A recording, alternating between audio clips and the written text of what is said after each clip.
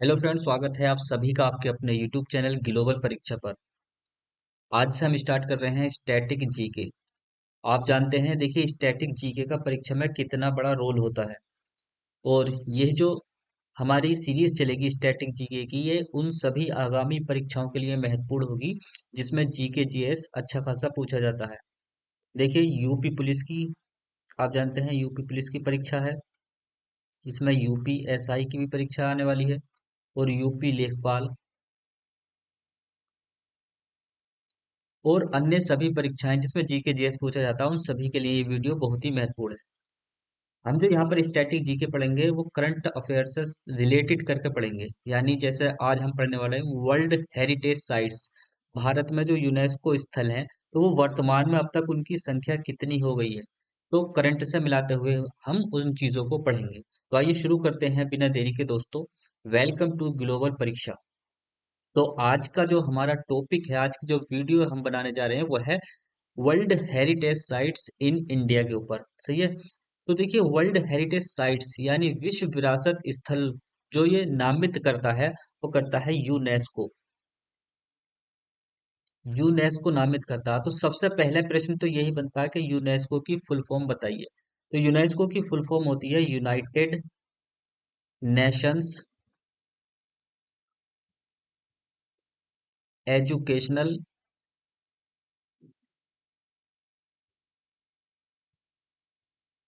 Scientific and cultural organisation. Organisation. तो ये इसकी यूनेस्को की फुल फॉर्म है United Nations educational scientific and cultural organisation. दूसरा प्रश्न यहाँ से बनता है कि इसकी स्थापना कहाँ। देखिए इसकी स्थापना कब हुई थी। तो इसकी जो स्थापना हुई थी 16 नवंबर 1945 को हुई थी। तीसरा प्रश्न यहाँ से बनता है इसका मुख्यालय कहाँ पर है। मुख्यालय पूछ लेते हैं इसका। तो इसका मुख्यालय है पेरिस में। पेरिस कहाँ पर है, तो पेरिस है फ्रांस में। फिर देखिए यूनेस्को का भारत जो है यूनेस्को का कब सदस्य बना। तो भारत सदस्य बना इसका 1946 में। ये सारे इंपॉर्टेंट पॉइंट हैं यूनेस्को से संबंधित। इसकी full form United Nations educational scientific and cultural organisation. स्थापना कब हुई, 16 नवंबर 1945 को हुई। मुख्यालय कहाँ, पेरिस में है। और भारत कब सदस्य बना, 1946 में इसका सदस्य बना।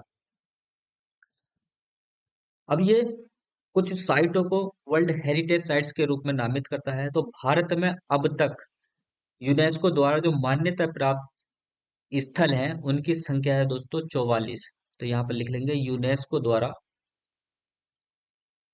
यूनेस्को द्वारा अब तक भारत में नामित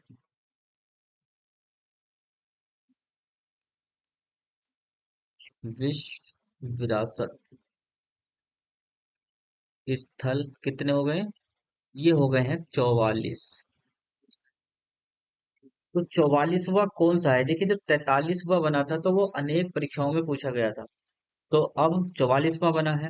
तो ये इसके जो है आगे वाली जितनी भी परीक्षाएं हैं उनमें इसके आने की संभावना है। तो इम्पोर्टेंट हो जाता है 44वीं साइट कौन सी है जो इसमें शामिल हुई है। तो देखिए 44वीं जो साइट है इसमें शामिल हुआ है हमारा मराठा सैन्य परिदृश्य। मराठा सैन्य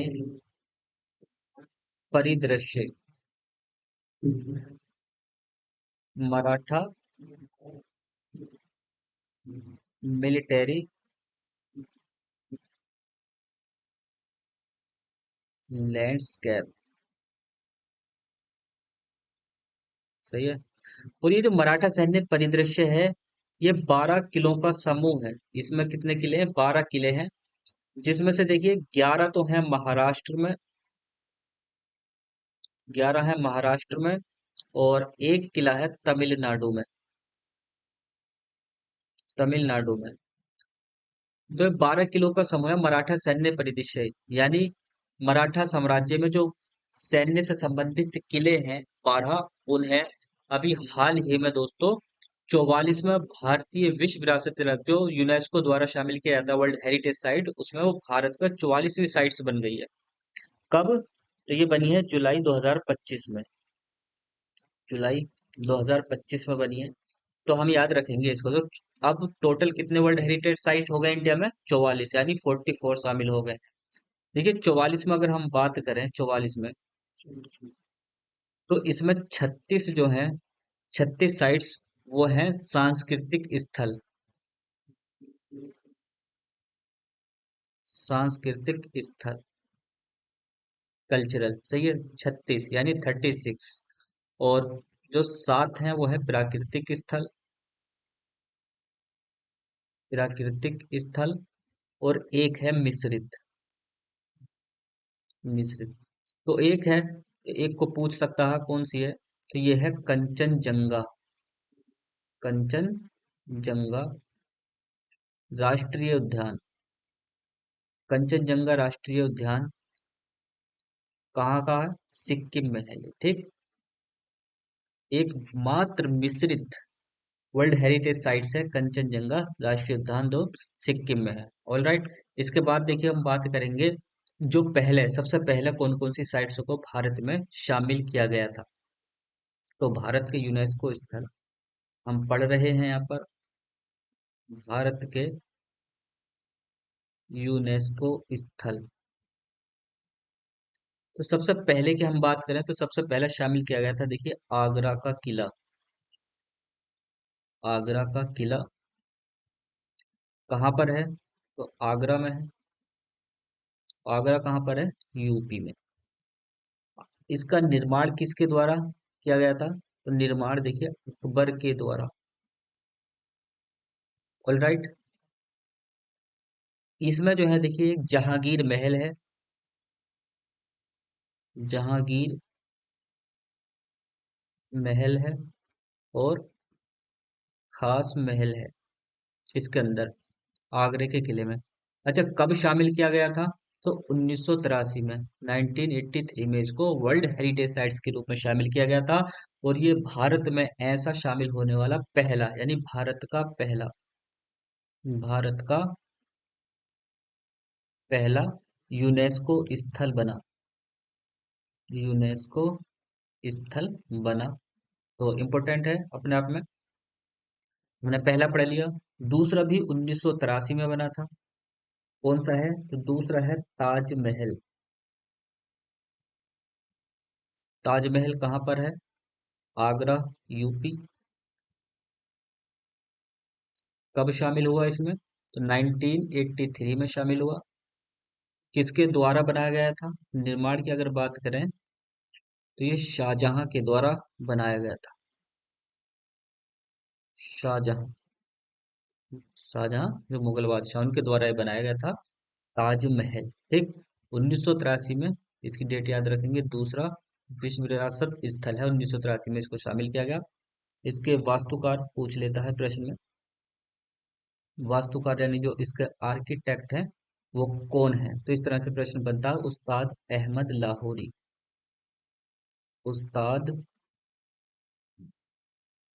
अहमद लाहौरी इसके वास्तुकार हैं। ये जो बना था दोस्तों, इसका निर्माण 1631 से लेकर 1648 तक, ये निर्माण वर्ष है, ठीक। कब से कब तक इसका निर्माण हुआ था? 1631 से 1648 तक, शाहजहां के द्वारा बनाया गया था। तीसरी साइट कौन सी है? ये भी 1983 में ही शामिल हुई थी। यह है अजंता की गुफाएं। अजंता की गुफाएं 1983 में ही शामिल हुई। कहाँ पर है? महाराष्ट्र में। महाराष्ट्र में। और महाराष्ट्र में कहाँ पर? तो यह है संभाजी नगर जिले में। संभाजी नगर। अच्छा, संभाजी नगर ये नया नाम है, इसका पुराना नाम क्या है? तो देखिए संभाजी नगर ये है औरंगाबाद। औरंगाबाद। तो पुरानी किताबों में अभी तक यही होगा कि अजंता की गुफाएं कहाँ है, औरंगाबाद महाराष्ट्र। लेकिन अब औरंगाबाद का नया नाम हो पड़ गया है संभाजी नगर। संभाजी कौन है? तो ये छत्रपति शिवाजी के पुत्र हैं। शिवाजी के पुत्र। और जो देखिए औरंगाबाद रेलवे स्टेशन है उसका नाम भी अब संभाजी रेलवे स्टेशन कर दिया गया है। तो ये अजंता की गुफाएं कहाँ पर हैं? संभाजी नगर महाराष्ट्र में है। 1983 में इसे विश्व विरासत स्थल के रूप में शामिल किया गया था। और ये भारत के तीसरे स्थल के रूप में शामिल हुए थे। अजंता की गुफाएं में देखिए कुल गुफाओं की संख्या भी पूछ लेता है। तो कुल गुफा कितनी है? कुल गुफाएं हैं 29, 29। संबंध, इन गुफाओं का जो संबंध है वो किससे है? बौद्ध धर्म से है। सही है। बौद्ध धर्म से है, और बौद्ध धर्म में जातक कथाओं से इनका संबंध है। जातक कथाओं से इनका संबंध है, जातक कथाओं से। निर्माण की अगर बात करें, निर्माण किसके द्वारा किया गया था? तो देखिए इनका जो निर्माण है वो वाकाटक वंश, वाकाटक वंश के द्वारा इनका निर्माण किया गया था। और ये वाघोरा नदी के तट पर है। वाघोरा नदी के तट पर है। इतनी बातें हमें याद रखनी है। ये इम्पोर्टेंट है। तो औरंगाबाद का नया नाम अब संभाजी नगर हो गया। औरंगाबाद रेलवे स्टेशन का नाम भी संभाजी रेलवे स्टेशन हो गया है। अजंता की गुफाएं हैं, इन गुफाओं की संख्या है 29। किस धर्म से संबंधित है? बौद्ध धर्म से संबंधित है। बौद्ध धर्म में भी जातक कथाओं से संबंधित है। निर्माण वाकाटक वंश के शासकों द्वारा इसका निर्माण किया गया था। चार पांच देखेंगे शुरू के, ठीक। चौथी है देखिए एलोरा की गुफाएं। एलोरा की गुफाएं। तो जो एलोरा की गुफाएं ने भी 1983 में ही शामिल किया गया था। कहाँ पर है? तो ये भी महाराष्ट्र में है। महाराष्ट्र। कहाँ पर? संभाजी नगर में ही। संभाजी नगर जिले में ही है, ठीक। संभाजी नगर। संभाजी कौन है? छत्रपति शिवाजी के पुत्र, अभी मैंने आपको बताया था। निर्माण की अगर बात करें, निर्माण किसके द्वारा? तो ये राष्ट्रकूट वंश द्वारा किया गया था। राष्ट्रकूट वंश द्वारा। तो राष्ट्रकूट शासकों ने इसका निर्माण किया गया था। इसमें देखिए गुफाओं की संख्या की बात करें, अजंता की गुफा में 29, और इसमें गुफाओं की संख्या की अगर हम बात करें यहाँ पर, तो वो है 34, 34। 34 में देखिए इसकी संख्या पूछता है इस प्रकार से। जो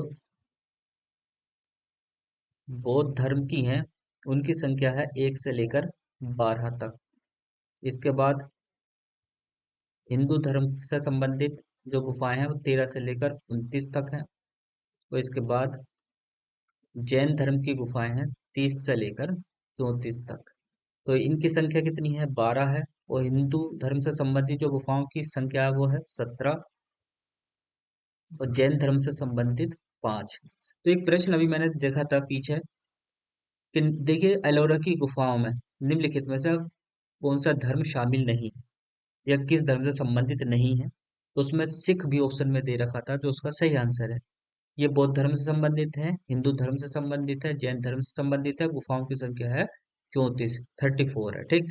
किन शासकों के द्वारा बनाई गई थी? राजपूत वंश के शासकों द्वारा बनाई गई थी। कहाँ पर है? संभाजी नगर महाराष्ट्र में स्थित है। इसके बाद एक इम्पोर्टेंट और है दोस्तों, कोणार्क का सूर्य मंदिर। कोणार्क का सूर्य मंदिर कहाँ पर है? तो कोणार्क उड़ीसा में ही है। कोणार्क उड़ीसा। पुरी के निकट ही है ये कोणार्क। पुरी के निकट कोणार्क का सूर्य मंदिर। कोणार्क सूर्य मंदिर को ब्लैक पगोड़ा के नाम से जाना जाता है। ब्लैक पगोड़ा कहा जाता है इस मंदिर को, ब्लैक पगोड़ा। और निर्माण, निर्माण की बात करें किसके द्वारा इनका निर्माण किया गया था? तो राजा नरसिंह देव तीर्थम, इनके द्वारा इनका निर्माण किया गया था। ये गंग वंश से संबंधित है। राजा नरसिंहदेव प्रथम गंग वंश से संबंधित हैं और 13वीं शताब्दी में इसका निर्माण हुआ था। 13वीं शताब्दी में इनका निर्माण हुआ था इस मंदिर का। और ये जो मंदिर है सूर्य देव को समर्पित है। सूर्य देव को समर्पित मंदिर है, ठीक। इसे ब्लैक पगोड़ा के नाम से जाना जाता। अच्छा, सफेद पगोड़ा किसे कहा जाता? सफेद पगोड़ा, तो सफेद पगोड़ा कहा जाता है दोस्तों, जो व्हाइट पगोड़ा के नाम से, या सफेद पगोड़ा, ये जगन्नाथ मंदिर को कहा जाता है। जगन्नाथ मंदिर कहाँ पर है? उड़ीसा में ही है, पूरी उड़ीसा। तो सफेद पगोड़ा कहा था जगन्नाथ मंदिर को, और ब्लैक पगोड़ा कहा था कोणार्क के सूर्य मंदिर को। तो ये शुरू के थे। और हमने लेटेस्ट आपको बताए, जो लेटेस्ट यानी 44वीं साइट है हमारी, 44वीं कौन सी है? मराठा सैन्य परिदृश्य कब शामिल हुई? 2025 में शामिल हुई। और जो यूनेस्को का, देखिए यूनेस्को का ये 47वां सेशन पेरिस फ्रांस में हुआ। फ्रांस में 47वां, इसमें इसको शामिल किया गया कब? 2025 में। ये हुआ था 47वां सेशन। इसमें मराठा सैन्य परिदृश्य को शामिल किया गया, जो भारत का 44वां वर्ल्ड हेरिटेज साइट्स बन गया। इसके बाद देखिए, बात करें हम दोस्तों, अगर 40, हमने लास्ट देख लिया और शुरू के 5 देख लिया, तो हम बात करते हैं 43वां, देख लेते हैं 43वां। 43 में कौन सी साइट्स है? तो देखिए 43वां जो हमारा स्थल है, उसका नाम है मोई दाव। मोई दाम, मोई दाम इसका नाम है दोस्तों। और ये कहाँ पर है? ये है चराई देव मोई दाम। ये है चराई देव, असम में, ठीक। कौन सी साइट है? 43 है, 43वीं। सही है। ये वर्ल्ड हेरिटेज के रूप में शामिल की गई है। असम का मोई दाम है। और ये मोई दाम किस वंश से संबंधित है?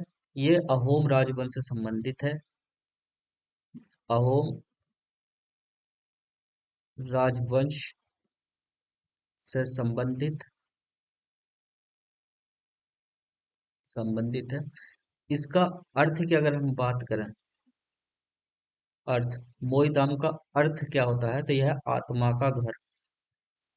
आत्मा का घर। देखिए कब्रिस्तान है एक मोईदाम, किससे? अहोम राजवंश से संबंधित है। तो यहाँ जो राजा रानी है, जो शाही वंश के लोगों को दफनाया जाता था, कहाँ पर? मोईदाम में। तो इसका आत्मा का घर भी कहा जाता है इसे। यहाँ पर राजा रानियों को दफनाया जाता था। और इसे असम के पिरामिड के नाम से भी जाना जाता है। असम के पिरामिड भी कहा जाता है इनको, असम के पिरामिड। सही है। चराई देव असम में स्थित है। और यहाँ पर राजा रानियों के लिए पवित्र टीले यानी वहां पर कब्रें हैं, अर्धगोलाकार कब्रों के रूप में वहाँ अपनाया जाता था। इसे असम के पिरामिड भी कहा जाता है, और इसका अर्थ होता है आत्मा का घर। ये इतनी बात हम याद रखेंगे। और कौन सी साइट है ये? 43वीं स्थल बनी थी भारत की। और हमने 44 में देख लिया और 43 में देख लिया। ये 2024 में बनी थी, और 2025 में मराठा सैन्य परिदृश्य को शामिल किया गया है। तो ये थी आज की हमारी video, static GK world heritage से संबंधित। हमने आपको करंटली यानी अब तक अपडेटेड चीज इसमें आपको दे दी है। ऐसे ही एक एक टॉपिक रोजाना हम देखेंगे। तो ये जो वीडियो है आगामी परीक्षाओं के लिए बहुत ही इंपॉर्टेंट है, अपने दोस्तों के साथ इसको जरूर शेयर करें। बाकी देखिए जो 44 है, इसमें मैंने लास्ट के 2 बताए और शुरू के 5-6 बताए हैं। बाकी जो है आप भी लिस्ट लेकर उसको नेट से लिस्ट डाउनलोड कर लें और एक बार पढ़ लें। पूछ लेता जैसे कि कंचनजंगा जो राष्ट्रीय उद्यान है वो कहाँ पर है। ये मोईदाम पूछ लेगा, मोईदाम तो देखिए इम्पोर्टेंट है, मोईदाम इम्पोर्टेंट रहेगा अभी, कई बार पूछ भी लिया गया है, और अब जो 44वां बना वो इम्पोर्टेंट। सही है। तो आज के लिए इतना ही दोस्तों। जय हिंद, जय भारत।